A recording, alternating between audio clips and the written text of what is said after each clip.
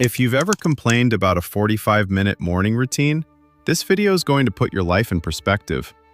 In Kyoto's Gion district, during the Meiji era, that volatile window between 1868 and 1912, when Japan was simultaneously opening its doors to the West and doubling down on every tradition it had ever cultivated, a Maiko, or geisha, living inside an Okiya wasn't just waking up and making coffee. She was stepping into a 4-hour ritual so precisely choreographed that one wrong move during the night could send her back to the hairdresser before breakfast. Subscribe to Why Not for more stories like this one, and let's get into it. The Okiya was the geisha's home, her workplace, her school, and her organizational chart all under one roof. The word itself simply means lodging house, which is a very polite way to describe a structure that functioned more like a small corporation with tatami floors. At the top was the Oka-san, literally mother, a woman who was almost always a former geisha herself, responsible for financing the training of every girl in the house, managing their schedules, booking their evening engagements, and running every financial transaction with meticulous precision.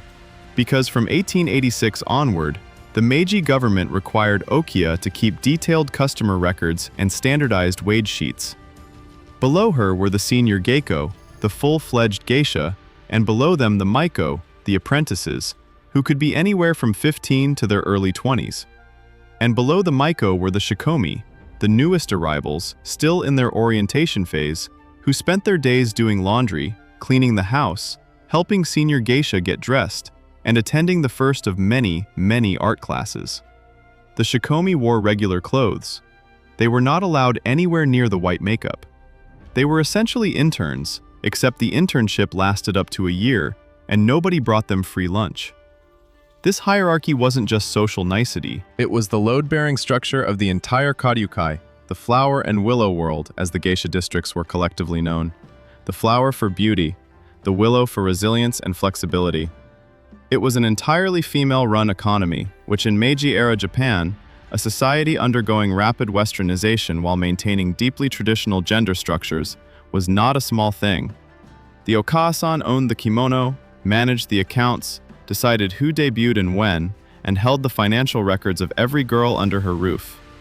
Think of it as a matriarchy with very, very expensive inventory. Now, here's where the morning actually starts, and it starts the night before. A maiko in the Gion district of Kyoto did not sleep on a regular pillow. She slept on a takamakura, which translates to high pillow, and is exactly as uncomfortable as it sounds. The takamakura was a small, lacquered wooden base, often in red or black, sometimes porcelain, occasionally filled with buckwheat chaff, that functioned not as a pillow in any conventional sense, but as a neck cradle.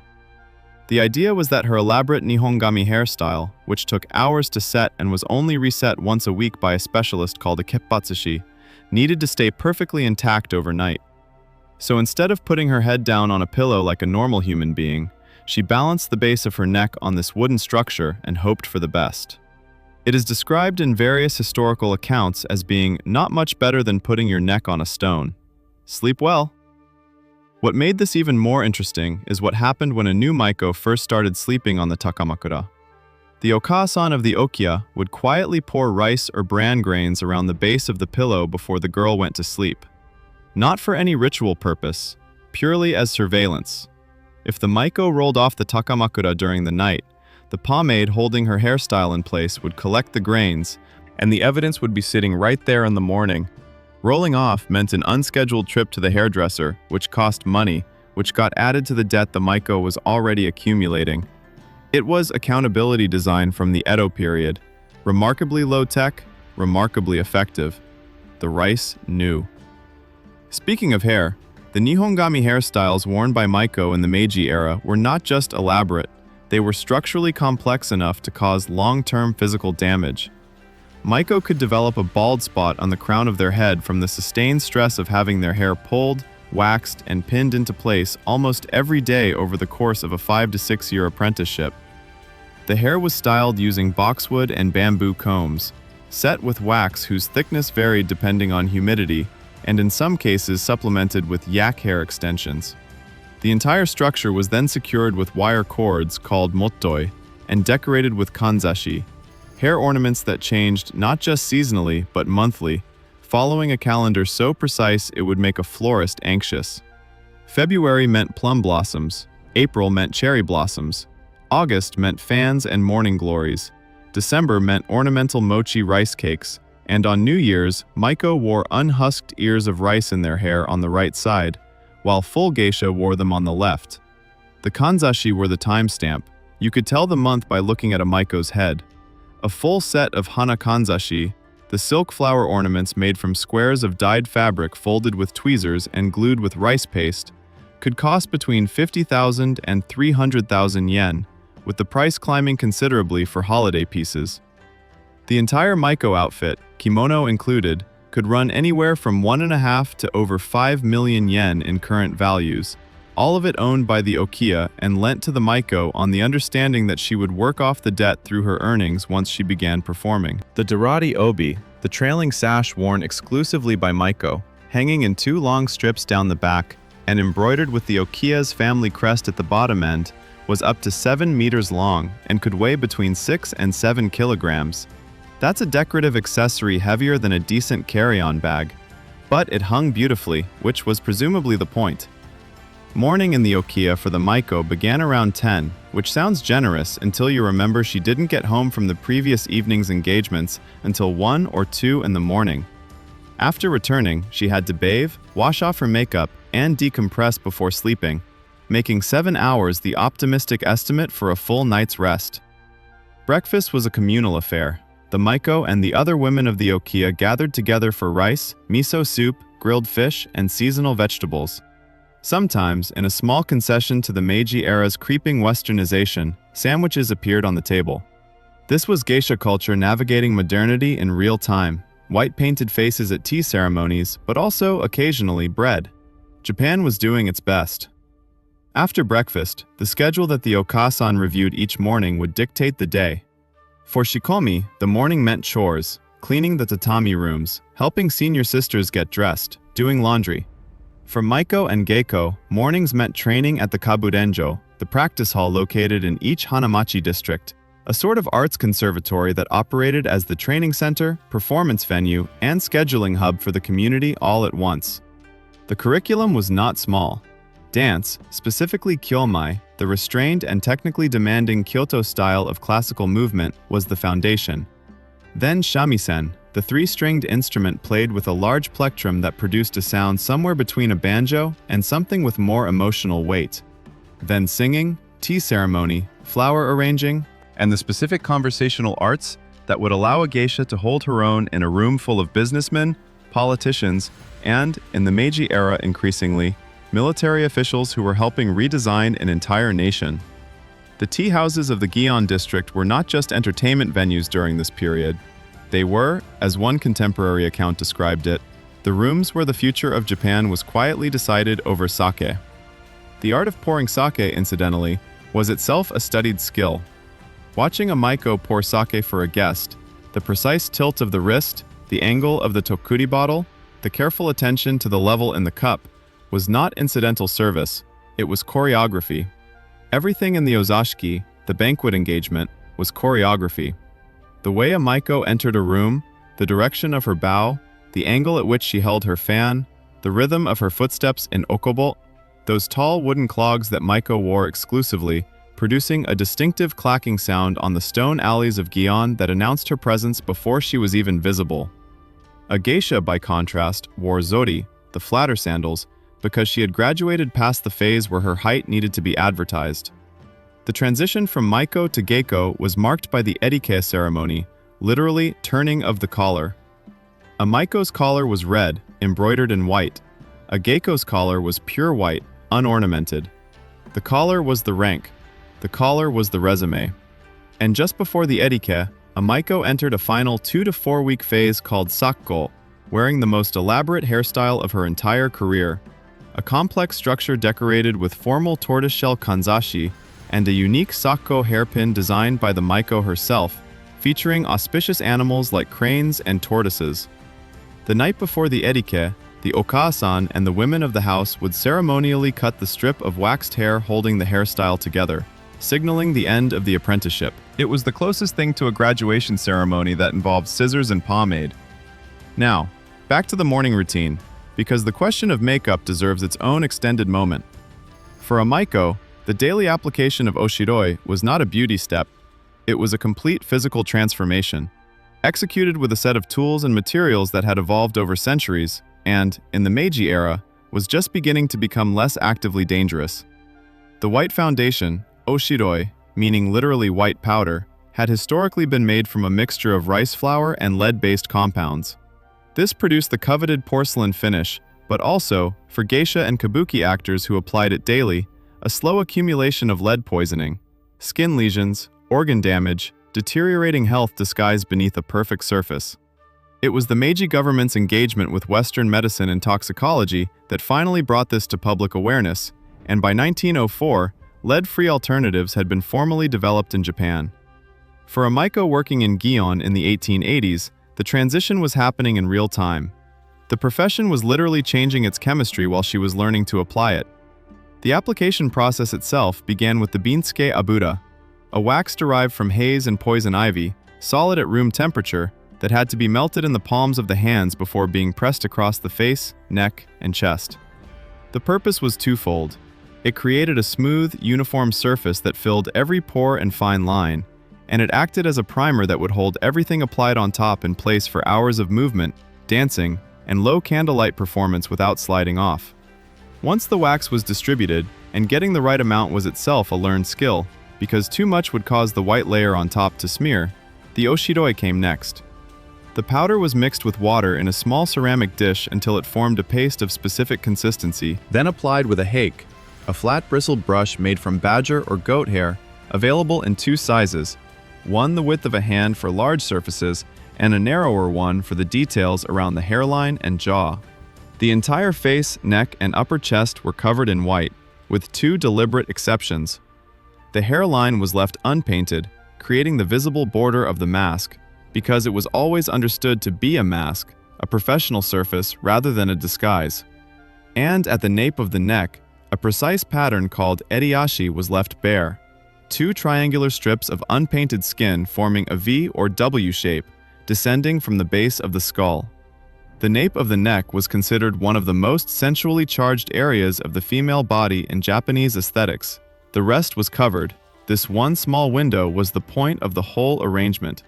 For formal occasions, a three-stripe version called Sanbon Ashi replaced the standard two, and because freehand painting at that level of precision was not reliable, stencils were used. A geisha community running on reputation could not afford asymmetrical necklines. Once the base coat was even, a dusting of kona oshiroi, a finer, lighter powder, was applied over the whole surface to soften the finish and let the pink contour pigment underneath show through as a subtle flush. Then the beni arrived. Beni, meaning crimson, was a paste rather than a lipstick, a deep red pigment applied with a small benihake brush made from goat hair, used across multiple areas of the face. Around the eyes, it created a soft reddish warmth. On the lips, it went on undiluted and vivid. But even here, rank determined everything. A first-year Maiko painted only her bottom lip, leaving the top unpainted, a visual signal of inexperience, almost like a provisional badge. A second-year Maiko painted both lips, but in a reduced proportion. A full geisha painted both lips completely. You could read the entire career trajectory of a woman in the geisha world by looking at her mouth. The total application time for the makeup, from wax to finishing powder, ran between 30 and 50 minutes on a regular day. On formal performance days, longer. And at the end of the evening, the removal was almost offensively simple. A dissolving oil wiped the entire surface away in 5 to 10 minutes. Centuries of tradition, 45 minutes of application, 5 minutes gone. The asymmetry is almost insulting. While the Maiko was navigating this transformation in the back rooms of the Okiya, the financial architecture of her entire situation was quietly operating in the foreground. The Okiya covered everything: room, board, kimono, obi, kanzashi, trips to the kippatsushi every week, makeup supplies, dance lessons, shamisen lessons, tea ceremony lessons, and every other expense that came with the karyukai lifestyle. This was not generosity. It was structured debt. Every yen spent on a maiko was recorded, and once she began working as a geisha and earning the ohana, the flower fees that clients paid per hour for her time, those earnings went first to the Okiya to pay down the accumulated balance. During this repayment period, the geisha received an allowance. It typically took around 2 years of working as a fully qualified geisha to clear the debt, at which point she could become jimae, independent, owning her own kimono, managing her own affairs. A jimae geiko in Gion Kobu was expected to reach that status within about a year of her erikai. Some districts gave 2 or 3 years. Financial independence in this world meant buying your own 7-meter obi and never looking back. Alongside the Okiya's accounting system, there was another financial relationship operating on a different register entirely, the dana.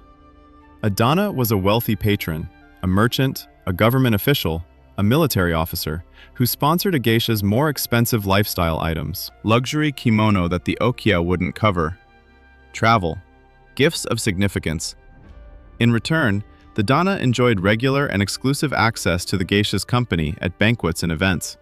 The relationship could become romantic, and often did, but romance was not the stated transaction. For elite Japanese men in the Meiji era, having a dana relationship with a prominent geisha was a status symbol on the level of a club membership. It signaled access to the highest social tier.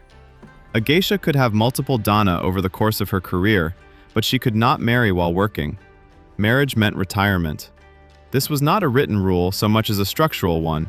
An Okiya ran on female continuity, and the Karyukai's inheritance system, where the Okasan could legally adopt a promising geisha as her heir and successor, depended on women whose primary identity remained within the house. Around midday, after the morning's training at the Kaburenjo, came the Aigosho, the afternoon rounds of courtesy visits. This was one of the more underappreciated elements of a maiko's schedule, and one of the most professionally important. A maiko was required to visit the tea houses, the ochaya, where she had entertained the previous evening, in order to formally thank the owner for having received her. These weren't optional social calls. They were professional obligations, executed in proper Kyoto dialect, which maiko were expected to master as part of their training because the Kyoto geisha world operated in kyoben, a regional speech pattern distinct enough from standard Japanese that it functioned almost as a separate register of identity. A maiko who couldn't speak kyoben convincingly in a courtesy visit was not a convincing maiko, full stop. She also could not carry money during these rounds. Maiko were prohibited from having cash on their person. If she needed anything, a snack, a small purchase, it had to be arranged through the Okiya. A girl training to pour sake for the most powerful men in Japan could not buy herself a sweet on the way home.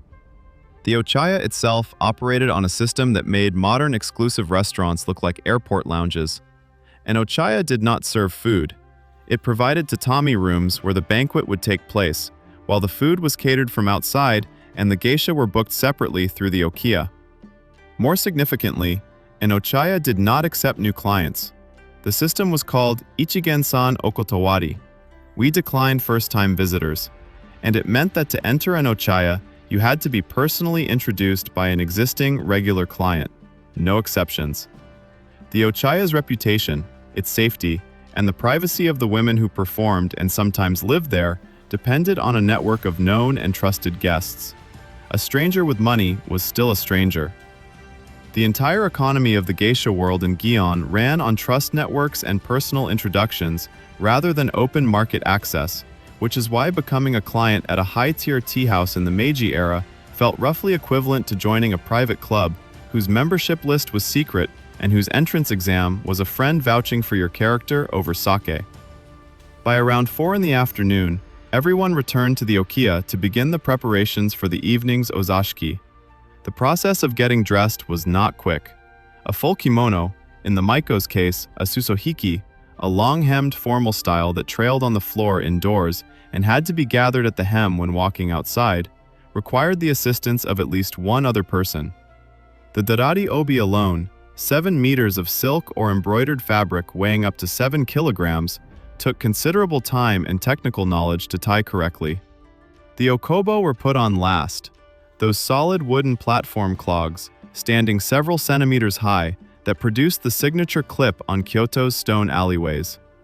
A Maiko learning to walk in Okobo while wearing a 7-kilogram obi, a fully layered kimono, and a hairstyle full of seasonal kanzashi is, when you think about it, essentially in an advanced coordination and balance program disguised as fashion. The fact that these women moved with apparent effortlessness was entirely the product of daily training. The grace was engineered. Before the evening's engagements began, there was dinner, a light meal, nothing elaborate, because during the ozashiki itself, Geisha and Maiko were not permitted to eat. Guests ate. Geisha performed, poured, conversed, and played. An ozashiki could run for several hours through the evening, with games, music, dance, and the particular conversational art of making a room full of powerful people feel comfortable and entertained. The games, ozashiki asobi, were traditional party formats, often rhythmic variations of rock, paper, scissors, or hand-clapping sequences, simple enough that no guest needed an instruction manual, but requiring just enough attention to keep everyone engaged. The geisha managed the tempo of the entire evening, when to perform, when to joke, when to quietly refill a cup, when to transition from music to conversation. Reading a room that well, across multiple guests, while maintaining a performance persona, while not eating, while wearing 7 kilograms of obi, that is a professional skill set that deserves considerably more recognition than it typically gets. The final ozashiki of the evening ended around midnight. After that came the walk or rickshaw ride home through Gion's alleys, the removal of the makeup, 5 minutes, dissolving oil, done, the bath, and finally, somewhere around 2 or 3 in the morning, sleep. Amataka Makura, with, if she was still a junior Maiko, a ring of rice grains arranged around the base to catch any evidence of nocturnal movement. And then, in 7 hours, the whole architecture started again. There are roughly 1,000 geisha left in Japan today, the majority concentrated in Kyoto. The karyukai that once counted 80,000 women at its peak in 1920 is now a small and carefully maintained tradition, still running on the same hierarchy, the same courtesy visits, the same monthly kanzashi calendar, the same okasan reviewing the day's schedule over breakfast. The takamakura has been largely replaced for working geiko by wigs, which was a practical adaptation first adopted after World War II, when the number of kippatsushi hairstylists collapsed and the profession had to improvise. But for Maiko in training, still using their own hair, still visiting the hairdresser once a week, still sleeping in a way that their ancestors would recognize, the neck pillow remains. The rice trick, reportedly, also remains. So here's the question for the comments. Which part of this morning would have broken you first? The neck pillow you can't roll off of? The weekly hairdresser appointment that determines your sleep position for 6 days? The 45 minutes of lead-adjacent face paint, or the 5 minutes it takes to remove it and realize you have to do it all again tomorrow? Leave it below, and don't forget to subscribe to Why Not for more stories from the parts of history that nobody tells you about but probably should.